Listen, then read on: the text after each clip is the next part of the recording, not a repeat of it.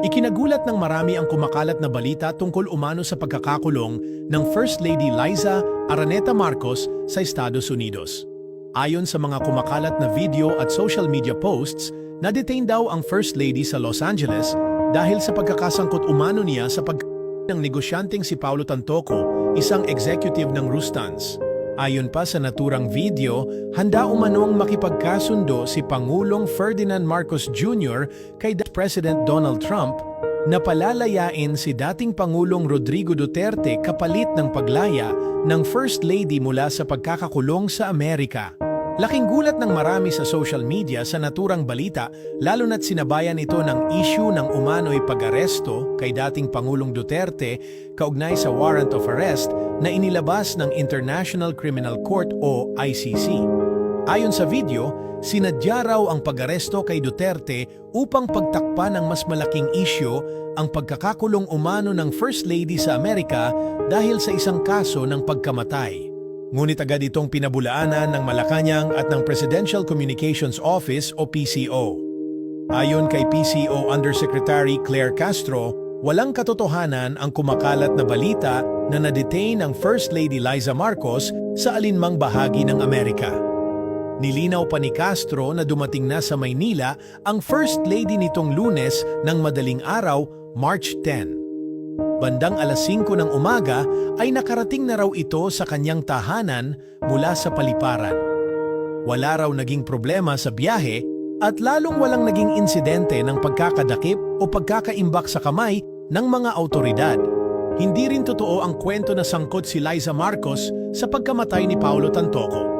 Sa katunayan, ang pagpunta ng First Lady sa Amerika ay formal na nakasaad sa kanyang opisyal na schedule.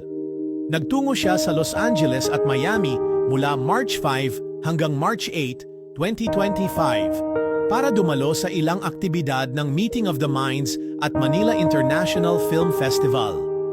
Ang nasabing film festival ay isang pagsusumikap ng Pilipinas upang maipromote ang mga pelikulang Pilipino sa Hollywood at sa mas malawak na international audience.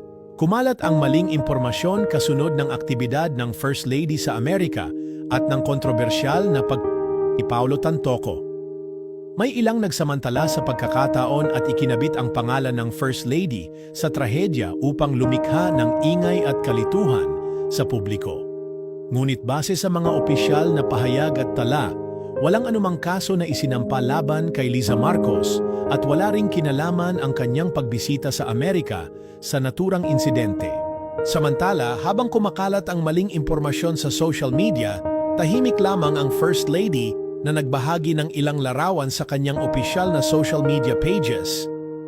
Makikita siyang aktibo sa mga public engagements sa bansa, kabilang na ang ginanap na donation turnover sa Girl Scouts of the Philippines kung saan personal siyang dumalo. Malinaw sa mga larawang ito na wala sa kulungan ang First Lady at nananatiling ligtas at malaya sa Pilipinas. Sa kabuuan, lumalabas na isa na namang pekeng balita ang kumakalat sa social media na layong guluhin ang publiko at itulak ang isang kasinungalingang kwento. Wala umanong katotohanan ang issue ng di umano'y pagkakulong ni First Lady Liza Araneta Marcos sa Amerika at lalong hindi totoo na may kasunduan na nagaganap sa pagitan ni na Pangulong Bongbong Marcos at Donald Trump upang palayain si dating Pangulong Duterte kapalit ng kalayaan ng First Lady. Sa kabila ng malisyosong pag-uugnay ng ilang individual sa pangalan ng First Lady sa isang napakasensitibong kaso, mas pinipili ng Malacanang na linawin ang katotohanan at bigyang diin na pawang mga imbento lamang ang lahat ng ito. Nanawagan ng PCO sa publiko na maging mapanuri sa mga nakikitang impormasyon sa social media at huwag basta-basta maniwala sa mga video na walang sapat na ebidensya o batayan.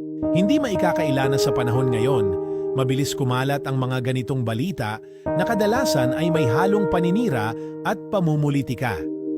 Kaya naman mahalaga ang patuloy na pagbibigay ng tamang impormasyon upang maiwasan ang pagkakalat ng kasinungalingan na maaaring makasira hindi lamang sa mga individual kundi pati na rin sa buong bansa.